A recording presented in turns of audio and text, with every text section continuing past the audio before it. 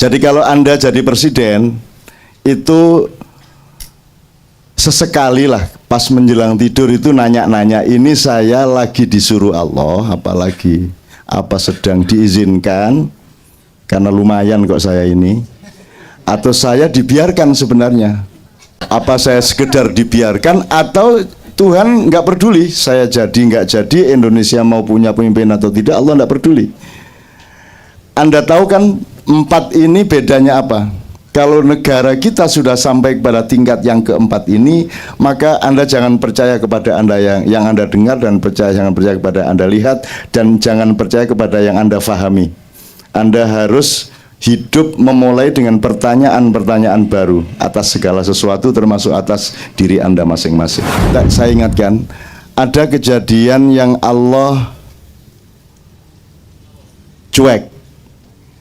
Terserah mau terjadi tidak terjadi, saya sudah bikin hukum alam sunnati ya, maka dia akan otomatis terjadi seperti itu. Kalau air dikasih api dia akan mendidih, itu sudah otomatis, nggak perlu Allah kasih perintah baru. Jadi ada kejadian yang Allah, ini lumayan ini, kalau Allah mengizinkannya berarti agak kompatibel dengan nilai dia. Tapi kalau membiarkannya, itu seperti orang tua yang pusing sama anaknya yang bandel terus, akhirnya dibiarkan mau apa aja. Jadi dicuekin, dibiarkan, diizinkan.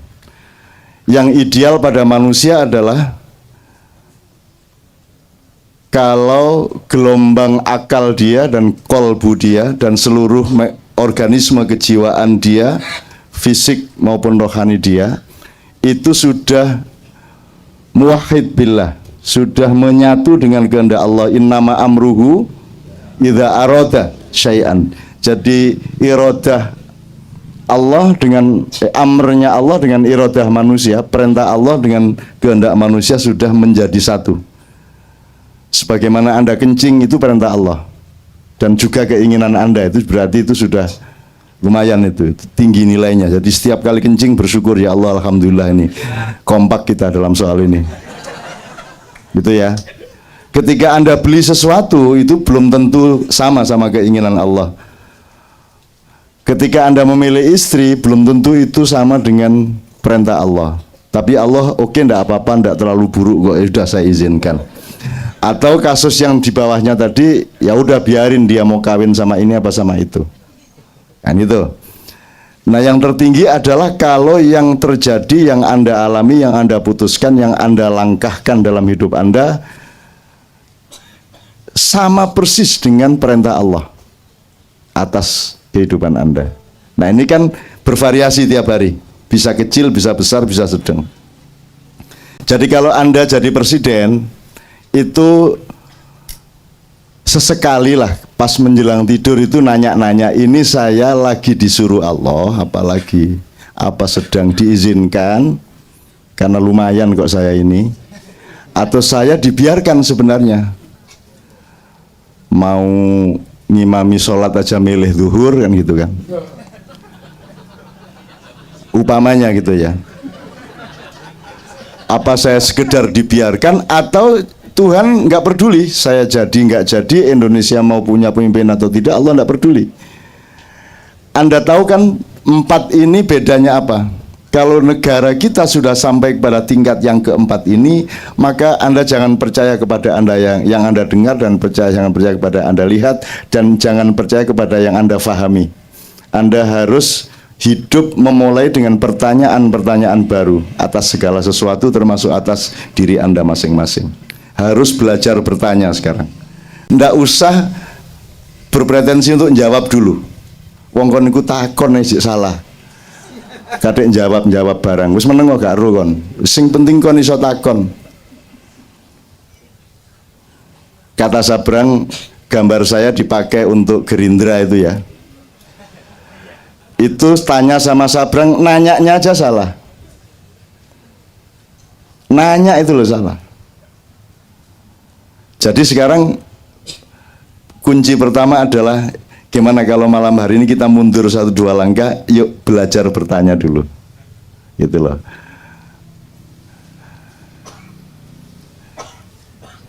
Kalau Anda jadi caleg, Mana teman saya tadi? Tolong nanti malam direnungkan, ini Anda sedang diperintah. Anda lulus tadi ya, Anda sedang diizinkan atau dibiarkan, ngapain saya urusin gitu ya kata Allah ya. Wong A bukan A, B ternyata C, C berlagak D, kan begitu kan? D, ternyata E bukan E juga. Ini Indonesia kan begitu, disebut demokrasi ya. Yang nggak memenuhi syarat, disebut negara ya bukan. Gitu? Disebut wakil rakyat itu sing diwakili yo apane? Misalnya gitu loh. Jadi tidak ada satu huruf yang real atas dirinya sendiri. Wala A, wala B, wala C. Saat ini ya. Jadi waduh, ini kalau tak perpanjang nanti Anda ketawa dok, tapi wis nggak usah lah. Jadi tolong dipertanyakan.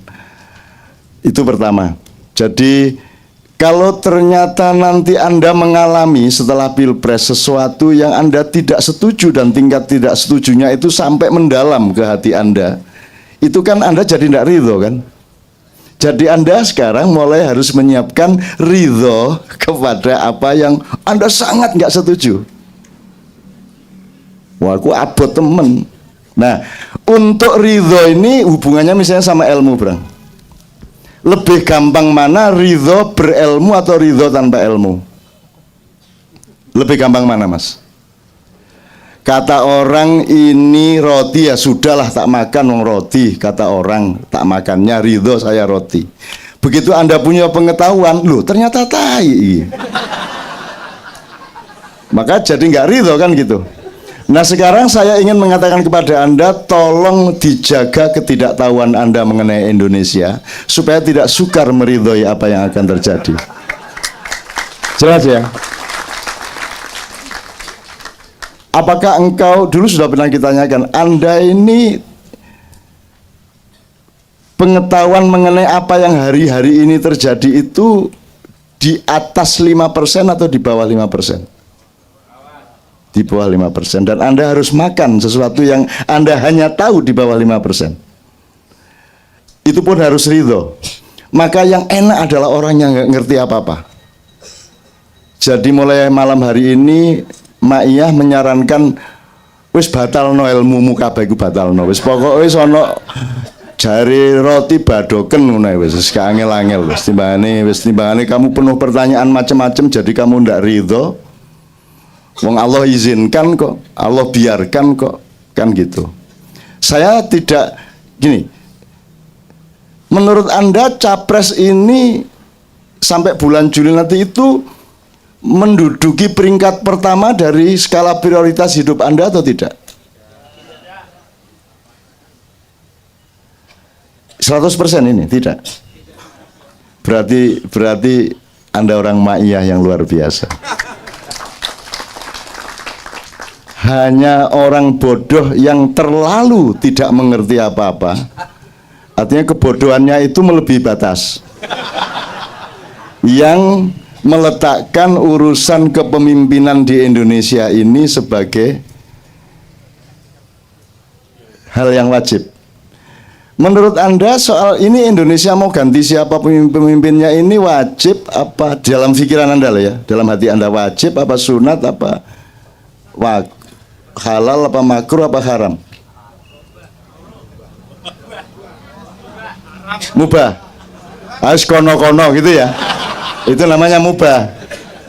Kalau sunnah mbok iya. Itu kalau sunnah. Kalau wajib harus ini. Awas kalau enggak. Kalau makruh mbok jangan itu. Itu makruh. Kalau haram moh aku. Tak santet tak sampai tadi. Misalnya gitu kan. Itu namanya haram. Nah, alhamdulillah malam hari ini Anda saya tanya langsung bahwa itu bukan skala prioritas, sunnah pun bukan. Ya minimum Mubah lah, ya sekono lah arep dadi monggo ora dadi gek bedane apa. Gitu loh. Utangmu ya ora ono sing bayari. Iya ta? Proposal digawa rono rene ya gak dadi-dadi. Kan gitu. Oke. Gitu ya. Oke. Jadi tapi apakah kalau itu tidak penting, itu tidak nomor satu, itu berarti tidak harus diperhatikan? Tetap diperhatikan, tapi pada takaran yang tepat untuk hidup Anda. Jadi saya lengkapkan. Jadi pertemuan kita pada malam hari ini pertemuan yang skalanya 3-4 bulan ataukah skalanya 5-10 tahun? Anda milih mana? Ini kita ini sedang ngomongin nasib kita beberapa bulan ini. Apa Anda mempersiapkan sesuatu untuk sesuatu yang agak lebih panjang? Lebih panjang. Nasib lah, sudah beres kalau begitu. Jadi itu lapang tenang-tenang aja. Mau pengumuman KPU malam hari ini apa? Wong itu yo. Wong sekarang manipulasi suara itu tidak harus terjadi di KPU pusat kok. Itu terjadi di lapangan langsung itu juga kok. Itu pokoknya subversi itu terjadi di setiap lapisan. Tapi udah tidak usah diomongkan loh. Kalau tidak begitu mengagumkan kan. Aneh kan. Aneh itu. Roy Suryo di Jogja sangat terkenal karena dia minta maaf kepada masyarakat Jogja bahwa dia tidak mampu memenuhi aspirasi, artinya nggak jadi dia sama istrinya. Anak saya kelas 2 SD siang-siang marah-marah, aneh itu Roy Suryo itu. Loh kok kue ngurusi Roy Suryo kok ngerti-ngertinya? Kan balihonya di mana-mana memenuhi Jogja itu. Si Rampak ini. Aneh, aneh gimana? Dia tuh minta maaf sama masyarakat Jogja, dia bilang. Karena dia merasa tidak mampu memenuhi aspirasi masyarakat. Terus saya bilang, hubungannya apa sama minta maaf? Wong dia tidak terpilih itu karena rakyat memang tidak milih dia kok. Tuh, anak saya kelas 2 SD itu pakai logika itu. Kalau mau minta maaf itu kan kamu U19 mestinya menang malah jadi kalah. Itu minta maaf sama masyarakat. Loh masa sekarang U19 Indonesia minta maaf sama U19 Myanmar minta maaf ya tadi saya kalah itu ya gitu. Jadi anak saya bingung pikirannya.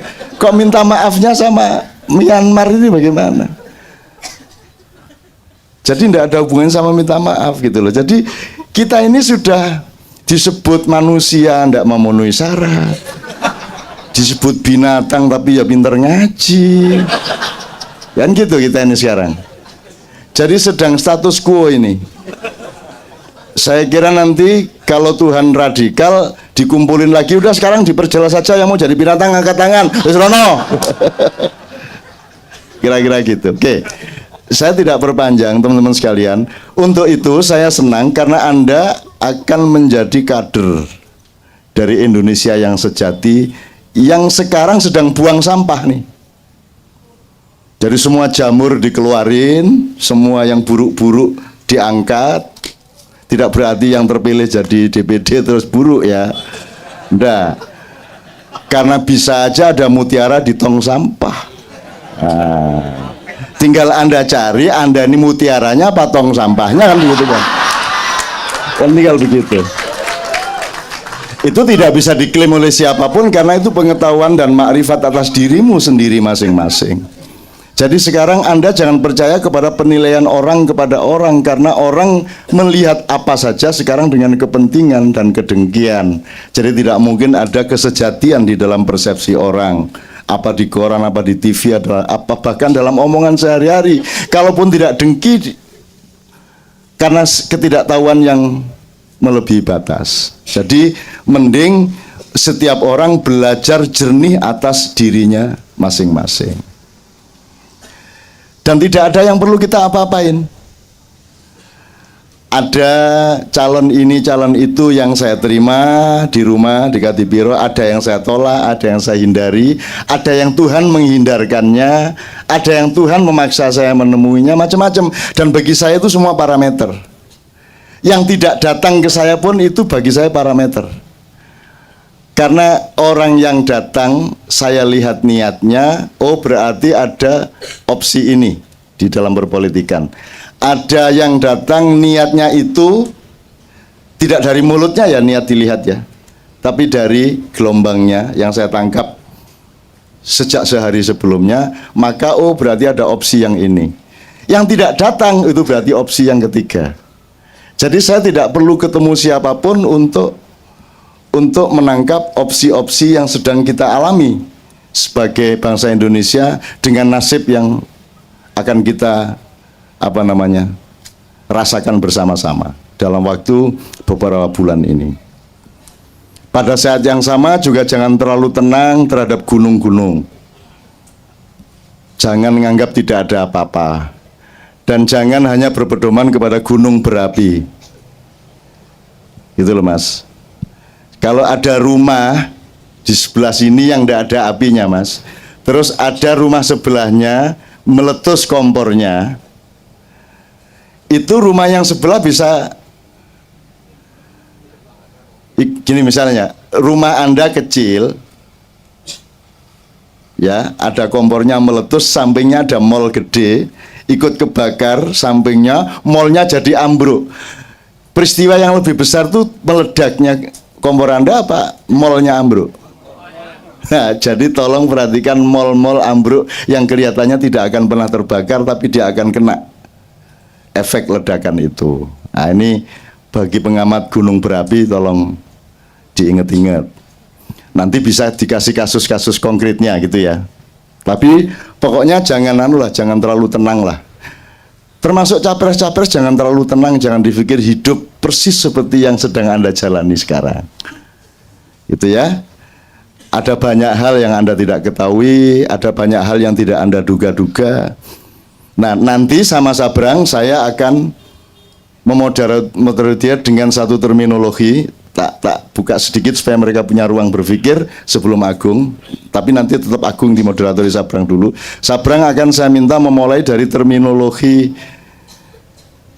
cara ngelihat lah, ya politik, ya dirimu, ya alam semesta, ya Allah sendiri. Kamu melihat dengan terminologi yang namanya mudzakkar muannas. Kalau dalam bahasa Arab mudzakkar itu apa Brang? Maskulin. Kalau mu'annas itu feminin. Sedikit ngingetin aja, di dalam diri setiap laki-laki ada femininitas. Tidak mungkin ada laki-laki tanpa unsur feminin dan tidak mungkin ada perempuan tanpa unsur maskulin. Allah menciptakan keseimbangan itu cuman secara fisik, yang satu jelas laki-laki, yang satu jelas perempuan, tapi secara psikologis dia memiliki keseimbangan. Orang yang tidak 50-50, misalnya perempuan kok maskulinnya 70%, dia tomboy kan gitu. Jadi apa yang disebut maskulin atau mudzakkar, segala sesuatu yang sifatnya menanamkan, menentukan, ya, yang mencetuskan kehidupan dan menghidupi.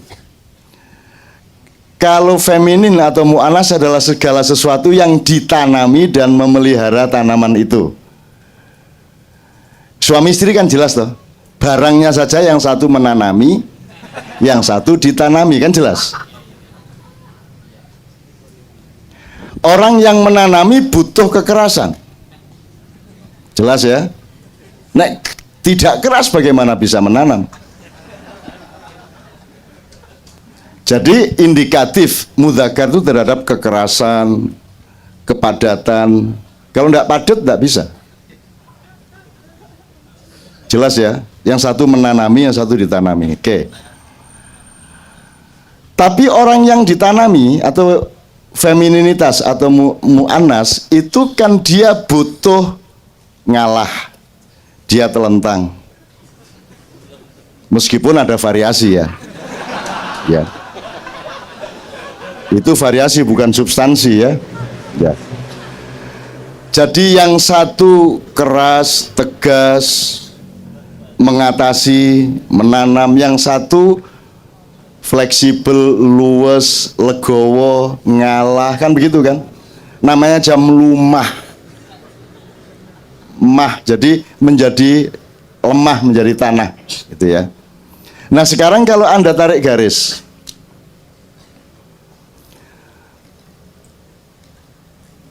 Jakarta ini disebut apa di Indonesia?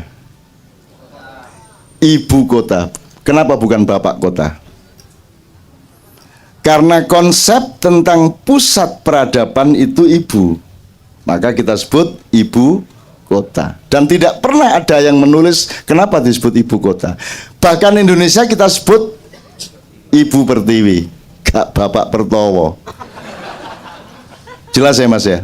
Oke, nanti setiap benda ini beda-beda, kebudayaan Arab, kebudayaan Sunda, Betawi, Jawa, yang mana yang dimuanaskan, mana yang dimudzakarkan.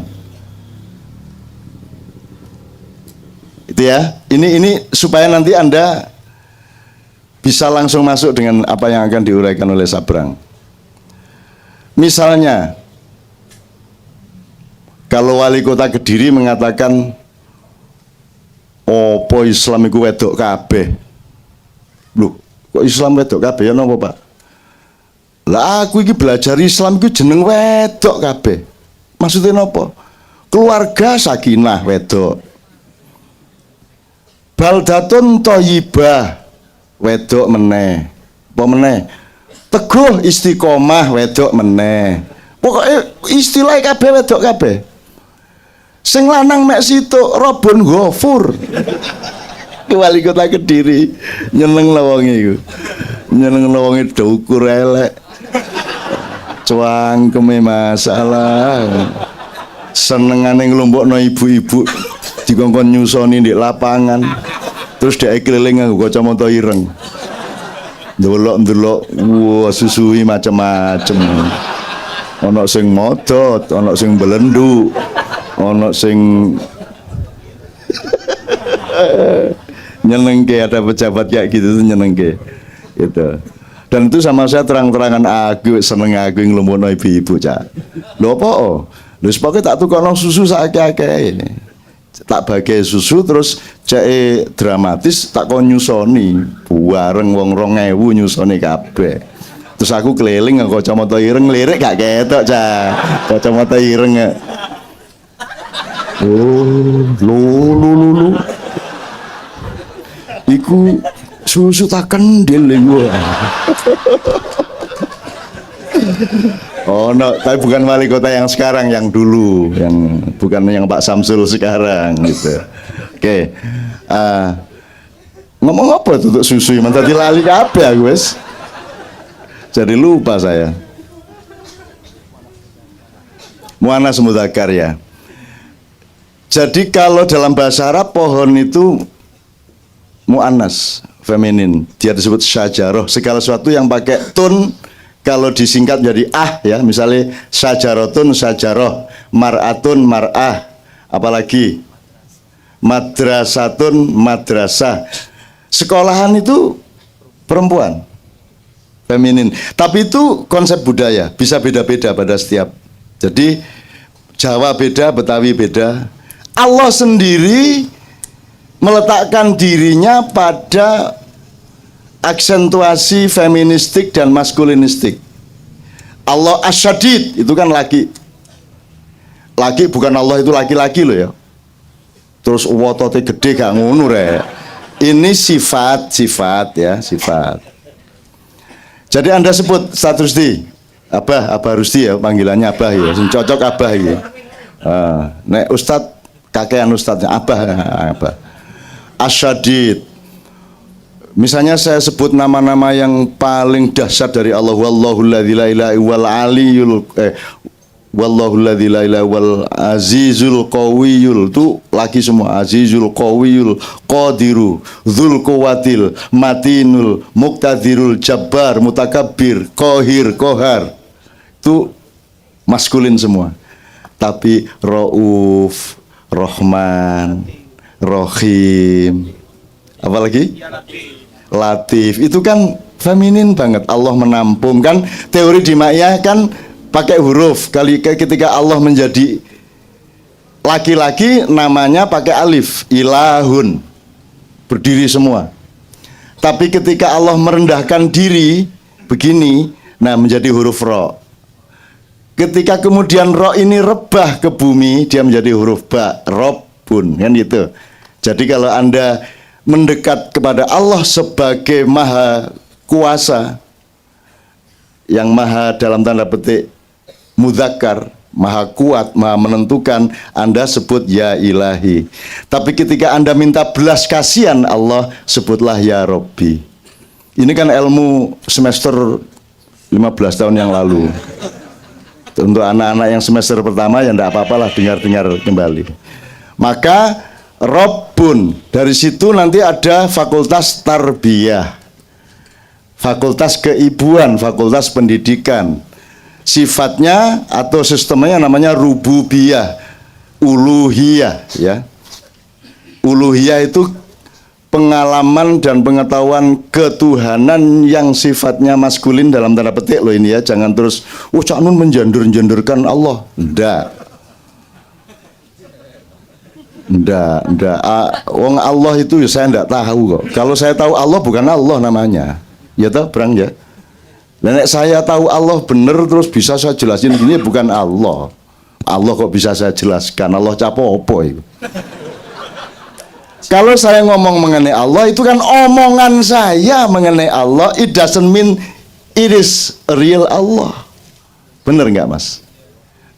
Ngerti dong perbedaan antara persepsi dengan realitas. Jadi sehebat-hebat omongan syekh, ulama, siapapun mengenai Allah itu jangan disebut Allah memang seperti yang diomongkan tadi. Kayak tahu roai kan itu. Kayak tahu main teplek di gerdu tanya apa kan. Gusti Allah nggak kayak gajah modo kayak opik ngono iku. Gak. Allah itu laisa kamitslihi syai'un. Jadi kita nggak tahu apa-apa. Cuman Allah memberi clue, memberi sign, memberi bayangan-bayangan sedikit. Yang kita kenali adalah bayangannya, bukan Allahnya. Kalau Allah kita nggak tahu, harus nggak tahu, gila apa? Nek Allah tahu lah konangan jenenge. Allah konangan. Ayo konangan sampean. Gak iso. Allah kok iso dikonangi ngawur ae. Gak iso dadi Allah, aku wis pegel-pegel dadi Allah kok konangi. Kodok kan. Itu. Jadi tolong ya jangan puritan ya pikirannya ya. Jangan terus saya dianggap memaskulinkan Allah terus bukan, ini kita ngomong mengenai sisi-sisi dan labirin psikologi dan rohani yang memang sangat detail, sangat luar biasa. Nah, Allah menampilkan dirinya kepadamu itu menurut Anda itu lebih maskulinnya apa lebih femininnya? Lebih mudzakarnya atau muannasnya? Yang Anda baca tiap hari itu nama yang mana? Bismillahirrahmanirrahim. Muannas. Penuh kasih sayang.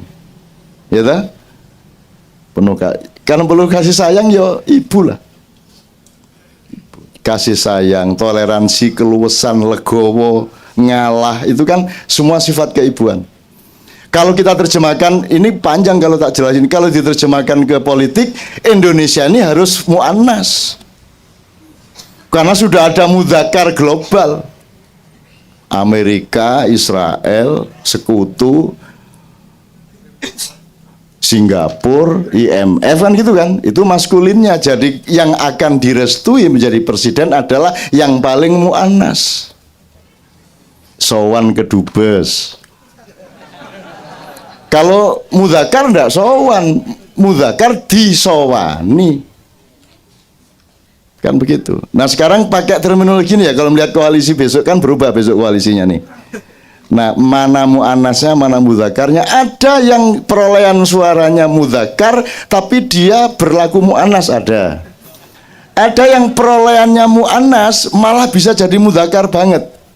Upamanya koalisi A dapat 40% umpamanya, koalisi B juga 40% umpamanya. Terus tinggal ada suara 1%. Nah 1% lah mudzakkar toh. Tinggal pilih kene menang, pilih kene menang. Bener nggak?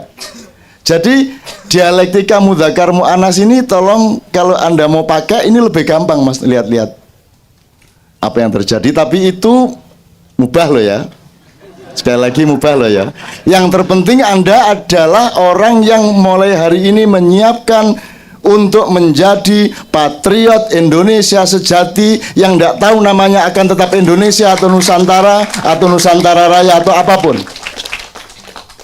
Yang menyamar di DPD harus kita restui, tidak apa-apa biar dia menyamar. Dia hanya menyamar, jangan dipikir dia lega dan mantap sebagai anggota DPD. Dia adalah duta kita.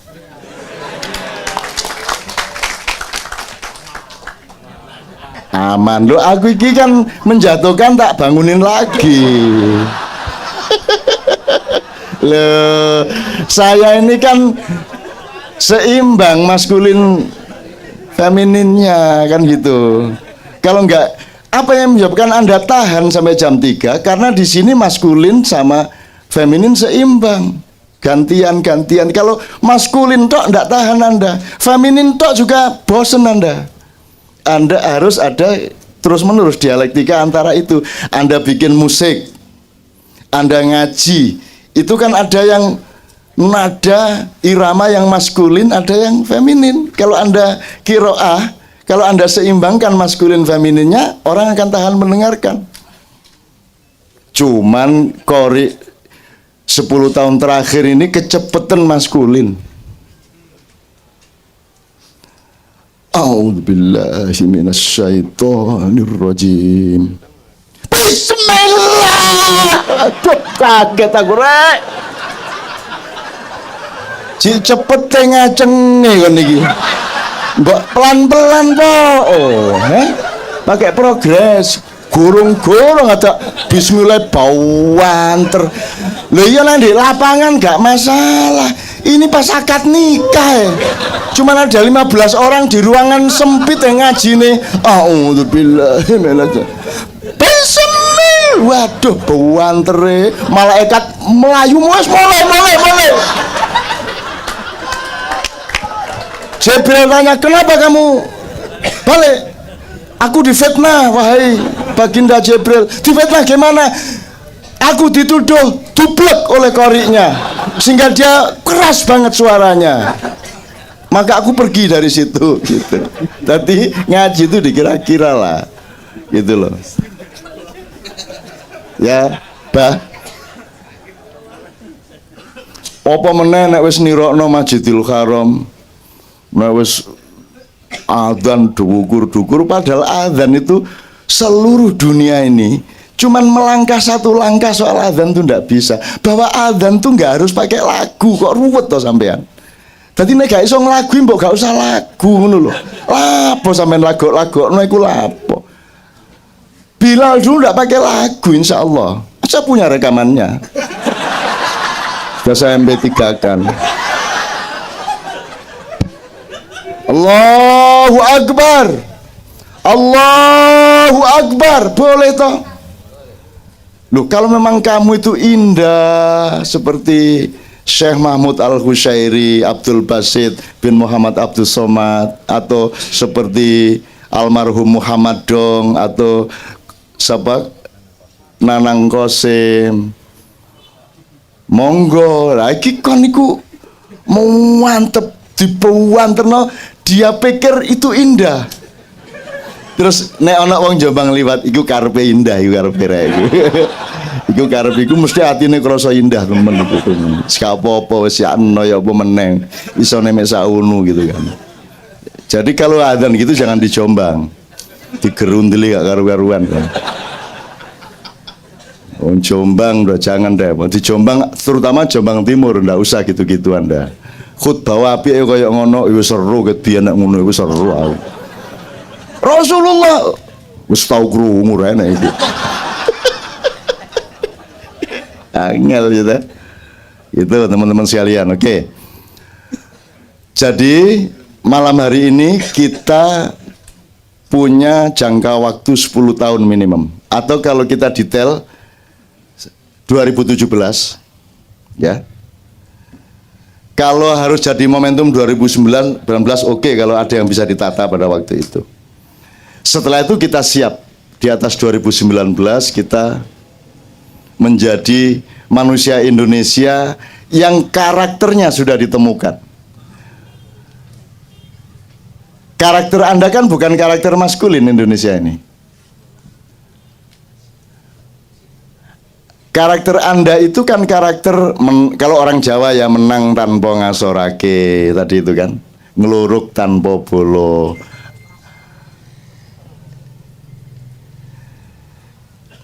Jadi seluruh pembicaraan kita nanti tolong sambil cari karakter kita. Karakter itu watak kita ini gini. Nanti Sabrang tolong bicara.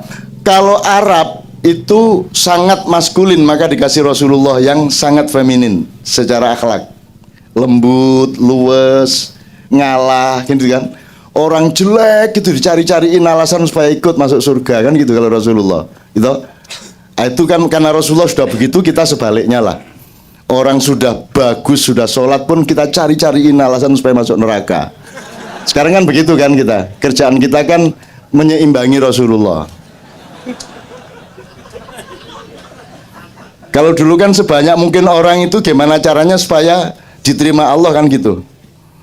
Bukan orang Islam biasanya, kamu Islam bukan, punya saudara Islam enggak punya. Oh, teman yang masuk Islam enggak punya. Tapi pernah dengar Islam. Ya tapi enggak paham. Pernah dengar nama Muhammad. Ada sih sekali-sekali di pasar itu disebut gitu. Kamu benci enggak? Ya benci ya enggak, seneng ya enggak gitu kan. Tapi kenal nama Muhammad, ya pernah mendengar. Terus Rasulullah, ya sudah mudah-mudahan Allah menerima kamu karena kamu pernah mendengar nama Muhammad. Loh, didolekno alasan cek mlebu swarga. Saiki iki wis sembuhyang ijik bid'ah. Ngene jek salah. Ndudenge kudu nganggo garisan, nganggo jongko ini iki. Ci angele. Orang jual cukur brengos loh dirugikan. Soalnya kudu jenggoten lah, terus gunanya aku dodolan niki gaya apa? Kok cie serek wong kate dodolan cukur jenggot gak oleh iki lho. Gitu loh. Bu, nanti kalau ketemu Rasulullah, ya Rasulullah saya mohon maaf tidak berjenggot seperti engkau ya Rasulullah. Kenapa? Apa engkau tidak ingin persis seperti aku, kata Rasulullah. Ya pengen, tapi kan kasihan orang di samping saya yang jualan cukur. Oh oke, kalau begitu masuk surga. Ngono loh. Begitu. Sama dengan jangan memanjangkan kainmu dengan kesombongan. Gitu loh mas.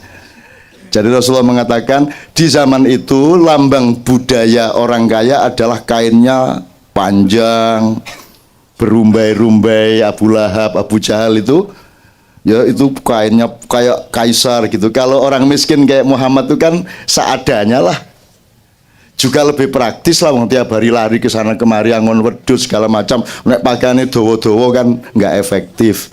Maka Rasulullah memakai idiom itu, jangan kamu menyombongkan diri dengan kain panjang. Jangan memanjangkan kainmu untuk kesombongan.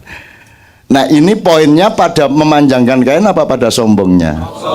Pada sombongnya. Tapi kan sekarang tidak. Yang dilihat kan kainnya. Jadi kain harus di atas mata kaki. Sombong enggak apa-apa asal kainnya di atas mata kaki. Lah kan gitu sekarang, gitu. Jadi Anda sekarang hati-hati kalau memakai istilah, misalnya di Jakarta kan lahir istilah terus-menerus. Lahir idiom-idiom baru, misalnya idiom unjuk gigi, membusungkan dada. Kamu tuh sok banget membusung-busungkan dada ke sana kemari, mentang-mentang jadi anggota DPD. Misalnya gitu kan. Membusung-busungkan dada kan gitu kan. Membusungkan dada itu kan istilah, bukan dia begini enggak. Tapi 50 tahun yang akan datang ada tafsir dilarang membusungkan dada. Asbi ya coba. Jadi ini nek melaku.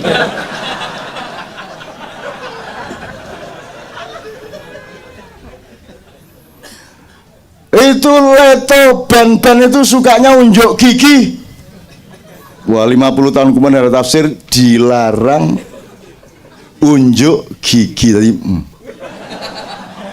Nyanyi ini.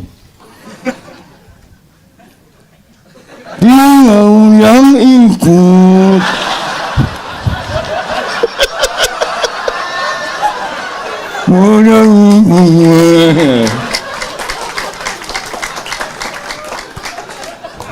Lah dilarang unjuk gigi ya lah. Lah kalau kita segitu cara memahami hidup ini kan lucu, bukan susah, lucu gitu loh.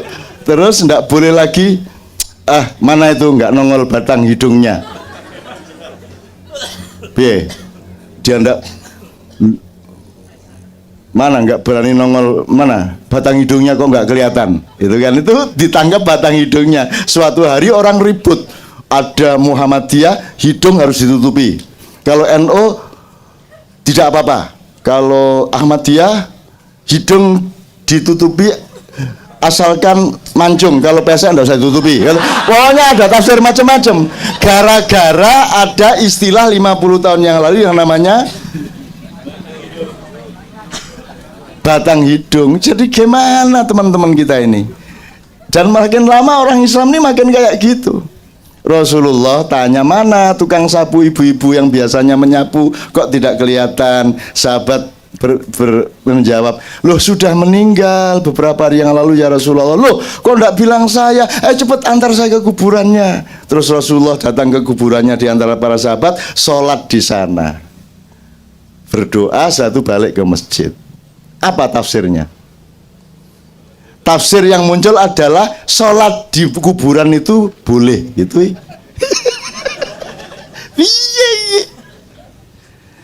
Padahal yang nomor satu kan betapa penuh cintanya Rasulullah ini kepada orang kecil, kan begitu. Kok yang ditangkap aspek hukumnya? Dipikirnya semua Al-Quran itu hukum. Loh, kalau Anda tidak bisa membedakan bahasa hukum sama bahasa budaya sama bahasa sastra, bahasa politik, susah hidup ini. Banyak kalimat-kalimat Al-Quran kalau Anda taati benar, nanti diajak sama pendeta di Malaysia itu. Bagaimana nabinya saja tiap hari mengucapkan ihdinas siratal mustaqim, nabinya saja tidak tahu jalan yang lurus, apalagi umatnya. Kan gitu kan jari pendeta. Selamat gak Rene arek. Rene tak cengkewing tak taleni lho.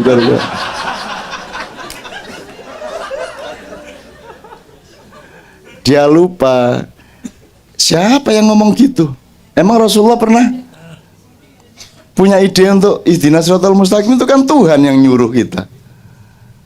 Dan itu mestinya Tuhan. Jadi Tuhan tuh ingin ngasih tahu, kamu itu sehebat-hebat kamu, sudah jadi kiai, sudah jadi ustadz, sudah umroh 15 kali, sudah haji 5 kali, sudah sholat tahajud tiap malam. Itu menurut Allah kamu tetap bisa tersesat ke suatu tempat, maka kamu tetap sehari 17 kali mengucapkan ihdinas siratal mustaqim, karena siang bisa jadi malaikat, sebentar kemudian bisa jadi setan. Hidup begitu dinamisnya gitu loh. Tapi ya kalau dapat pendeta seperti itu kan nggak tega toh, nggak tega. Kena oleh Kartolo belain ada iku. Aku nyilih lambemu dulu. Kayak apa tak keplek nih di tembok ngono lho. Oleh Kartolo lek ngono. Nyilih lambemu dulu. Saiki lho sepatuku jek nyar tak ide-ide ngene iki lho lambemu. Oke teman-teman sekalian, maka pelajaran malam ini sederhana. Mari kita belajar bertanya. Untuk itu nanti Mas Agung akan mendaftar beberapa pertanyaan yang kita elaborasi bersama, dan Mas Sabrang yang akan ngiwa gini, aku tangan sebelah tangan. Oke, gini baik. Oke, sip. Saya serahkan kepada Sabrang. Sabrang sama Agung ini perguruannya berbeda, tapi kleniknya sama. Kalau itu disebut kelenik, tapi wong kelenik itu gak jelas artinya apa, ya toh? Jadi sudahlah, pokoknya yang penting Kita cari kesejatian dan keabadian, melewati jalan yang sudah pasti banyak yang tidak abadi dan banyak yang tidak sejati. Justru karena la ilaha itulah maka kita sampai ke ilallah. Jangan sampai Anda tiap hari bilang ilallah ilallah tidak pernah mengetahui la ilahanya. Sekarang ini yang paling penting di Indonesia adalah Anda harus tahu yang tidak, bukan yang iya. Jelas ya? Apa itu pilpres, apa saja, pokoknya tolong cari yang tidak dulu supaya engkau tahu yang ya. Kalau ndak ketemu yang ya ndak masalah, yang penting kabeh gak usah gak tetean gak kabeh kan gitu. Tapi jangan lupa Allah itu memberikan iya ketika engkau sudah ikhlas dengan seluruh yang tidak itu. Kamu kalau sudah menganggap ya sudahlah, memang saya tidak pantas dikasih rezeki oleh Allah, saya memang pantasnya melarat seperti ini, ya sudah tak alamin, tidak apa-apa, sengsara tidak masalah, la ubali, sudah tidak apa-apa ya Allah, aku ikhlas, kamu bikin sengsara saya ikhlas, tidak laku daganganku ikhlas, sudah monggo sak karep sampean. Wes puas-puaskan dirimu, masih kurang apa lagi? Masih berapa darah penderitaan yang engkau akan hirup dariku? Waduh. Nah ngono Gusti Allah, Fril lucu, lucu arek gitu. Lucu arek Fril. Wes cukup kabul. Gitu. Kalau sudah seperti itu terkabul Mas Anda. Kalau engkau sudah ridho kepada penderitaanmu, maka engkau diberi kebahagiaan oleh Allah. Jelas ya? Ridho dulu, Allah akan kasih kepada Anda, maka Anda menjadi mardhiyah.